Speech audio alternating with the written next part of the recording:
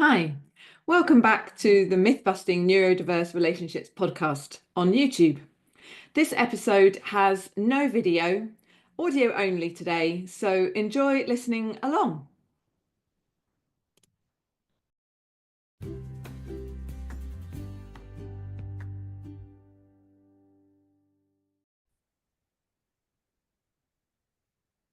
Hello, welcome to the Myth-Busting Neurodiverse Relationships podcast. I'm Natalie Roberts and I'm here with my co-host Heather Parks. We've both been in our neurodiverse relationships and families for more than 25 years. We met 10 years ago when we were feeling really desperate and trying to solve a lot of issues in our relationship and our families. We've been journeying since then. We've found many more positive and hopeful ways to solve, resolve, repair, reconnect in those relationships and in our families, in our lives. And we now co-host also Loving Difference online, giving hope and a way forward for neurodiverse relationships. In this podcast, though, we're busting the myths about neurodiverse relationships, which we had when we started this journey, that we've realized aren't true and that actually were preventing us from recovering and having the relationships with our partners and children that we wanted. So we want to dispel these myths and bring you hope that absolutely things can change. So whether you're out and about or comfy with a cuppa, let's dive into our next conversation. See you there. Hi, Natalie's here. I'm flying solo again on the podcast this week, and I am bringing you another audio from a video that we shared in Loving Difference a little while ago, all about invisible control, the game of invisible chess that you may be playing. On the last episode, I shared about the game of trigger dominoes that you might be playing in your neurodiverse relationship. How about the game of chess? Let me tell you more. Are you open to the possibility that you may be unintentionally controlling yourself or situations or issues or outcomes or other people? Are you open to that possibility? It's a really, it might be quite a tough question to ask yourself whether you might be unintentionally controlling things. As I took a different path to resolving the hamster wheel of issues in my neurodiverse relationship and family, I realized that I was. Initially, I was really shocked and ashamed. I didn't think I was that kind of person. I didn't want to be that kind of person. I saw how others controlled or appeared to control me or how they did it with others, but I never looked at myself. It was a really big thing to admit, an even bigger thing to decide to do something about. I thought that it would mean giving up on what I'd longed for or needed, or what I thought others should be doing, or who I thought I had to be or should be to fit in and feel secure and liked and loved and all that kind of thing. And I know we've all got our own versions of those things. It turns out that there are different, better, and much healthier ways for all of that. When we say to members of Loving Difference that we don't use compromise or ultimatums, they don't believe us. That's because we've been taught and believe and live in a culture where ultimatums, compromise, and some kind of control seems to be required or the only way to sort the big stuff out. And it just turns out it's not true. It's another massive myth that we need to bust. So listen to the audio that's coming up where I'm talking about invisible control and what you can do about it. And then I'm just going to pop back after you've listened to the audio and just give you a little bit of a next step if you want it to try and think about this in the context of yourself and your own relationship. I'll see you there. Good morning, Loving Difference friends. Welcome back to the Woods. Coach Natalie here. The bluebells, look at them. Oh my gosh, they are in their prime right now. So I just wanted to share a little thought that I've been having over the last few days. Last week, I talked on a video, scroll down if you want to find it, about triggered dominoes. And I'm very aware of another game that I played forever. Not just in my relationship with Pete or even with my kids, but probably with everyone in some form or other, some kind of chess game. Now, I'm not a fan of chess. far too strategic for me. Too many moves to try and remember what I'm supposed to do. But I do know that in life, I was trying to move pieces around an imaginary board of life in order to try to get life and myself and other people and all kinds of situations to where I thought they needed to be. Now, there's a really helpful question that we can ask ourselves that we then support our members to really dig into and have really completely different ways to handle. But it's a question you might just want to start thinking about, or maybe just noticing over the next couple of days. We love these. Again, it's just a little game you can play with yourself to start noticing, because noticing is the first and most important thing to start doing. So just notice with this question: could it possibly be true that I am trying to get someone or something somewhere? How am I doing that? What am I even doing that? It might even be yourself. Like, we do this with ourselves a lot. It will sound like shoulds and have tos and supposed tos and shame and all kinds of things. But it's a really good question. So I just thought I would give you that question to just put into your day and see if you notice whether you are, am I, or how am I possibly trying to get myself or something or someone or an issue somewhere. Because it's a really good clue, and we're all into finding clues, a really good clue to what I think is something I realized was invisible control. Okay, hands up, anyone who likes being controlled. Probably like no hands up in the room. um, put your hand up if you want to be controlling. We don't really want to be controlling, do we? But what I realize is that that is what I was doing. It was a form of invisible control. I believe my intentions with all of this stuff were good. But I think they're misplaced a lot of the time, and they can often lead us into behaviors that look a lot like convincing, persuading, over explaining, justifying.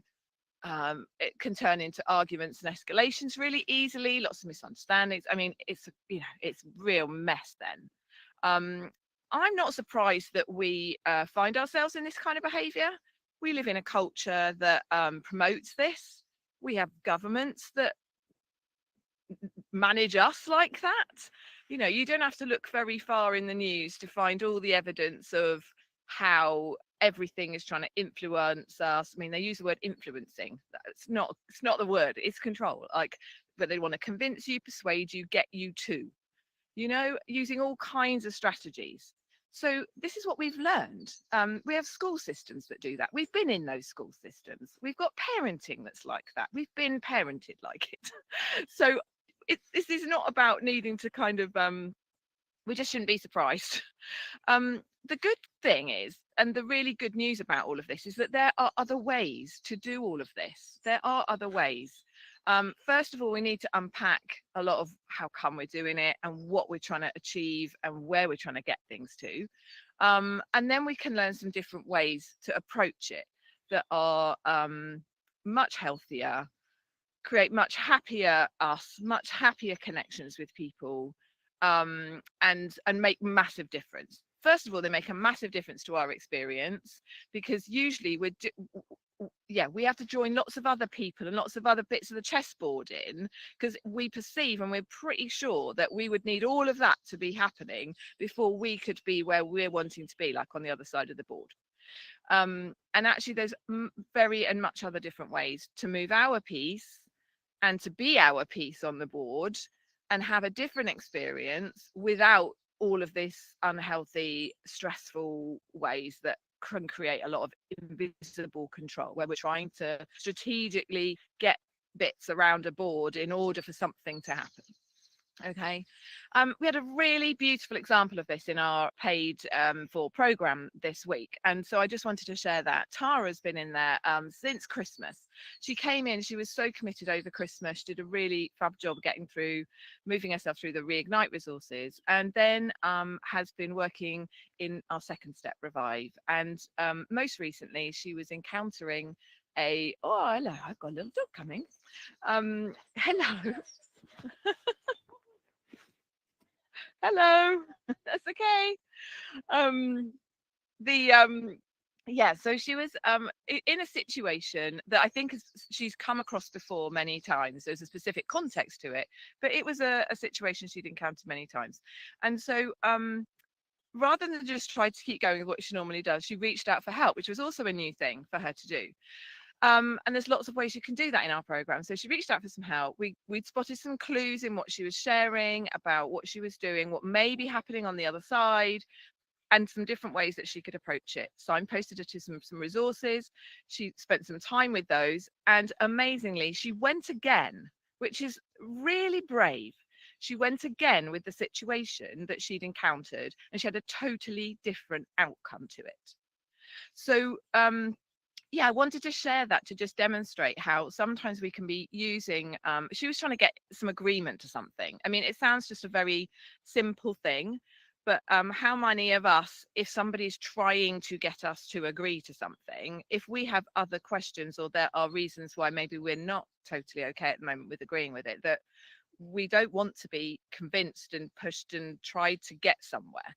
And we can often just think we're even using very, you know, okay ways to do that. We're not always, and it just depends how the other person is too. So we were able to highlight some possible things that were going on that she hadn't thought about, support her in the go again, and yeah, Tara had a totally different outcome. So that's 4 months of commitment to herself, focusing on herself, understanding some new ways to see things, and having a totally different experience of something that's been going round and round forever. So well done, Tara. I wanted to celebrate that with you. And if you are noticing that you may be encountering or are using invisible control, remembering that we're often doing this often unawares and with the very best of intentions. Sometimes, you know, sometimes, most of the time, you know, our intentions are good. Like, we're not trying to here to say that, you know, we're doing things without good intention. It's just that our ways to approach them are not always the healthiest, and we don't know any better way. So yeah, sending you loads of love from the wood. See you soon. Bye. Hi, Natalie again here. So what did you make of that? What did you make of just bringing some thought to the possibility that we might be playing some invisible game of chess or using invisible control to try to get things somewhere? How did it resonate for you? Did it feel uncomfortable? Did you notice, and or just did it bring to mind some things that you know you do or that you just maybe wish you didn't do? I mean, honestly, we can think that it's the only way, and it really isn't. We could think that everything will fall apart, or there'll just be too much fallout if we're not doing the things we're doing, or things won't turn out right, people won't be okay. I understand all of those things. I remember all of those things. The thing is, those ways also are contributing to us being out of connection, in disconnection, in conflict, in many other things that are preventing us from being in the kind of connection and communication and relationship with people that we actually want to be experiencing. So, bringing some thought and attention to how we may be using something like invisible control, unwittingly, unknowingly, without any better ways to do it is really important part of what we might need to be doing to be able to improve things for ourselves. So here's some next steps. Perhaps today or over the next couple of days, there's an invitation just to notice yourself in situations and ask yourself this question. Am I trying to get myself or someone or an issue or something somewhere? Where am I doing that? Where am I trying to get myself or someone, an issue, something, somewhere?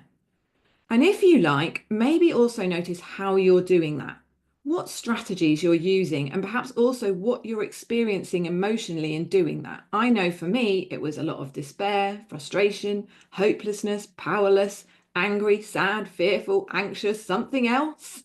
So many things that we're feeling because the results or what we want to get from these things isn't happening. So If you notice that you are doing this, we want to celebrate with you. There's no shame, only compassion. You've been doing the best you can with the information and the resources you've got. We were doing the same. It didn't help to feel so bad about it.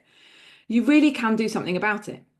These are all just really helpful clues that you could bring into some coaching support, that you can put together with some learning some new ways so that you can handle these same situations, these same people differently, without letting go of your hopes and your dreams for you, for them, and the situations you're in.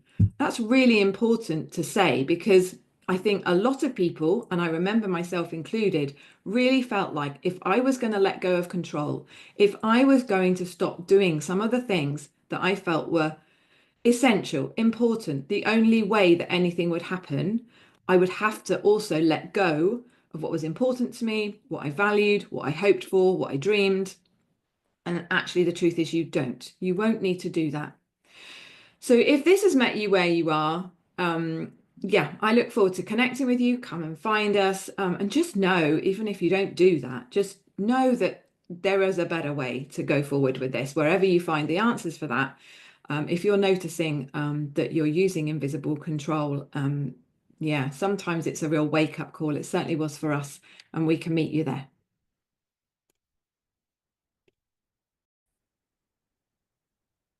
If this episode has resonated with you, subscribe to the podcast wherever you're listening or watching to get notifications of future episodes. To dive deeper into all of this with professional coaching, resources, and all the support you need, join us in Love Indifference via www.loveindifference.net. And we'll be back here soon.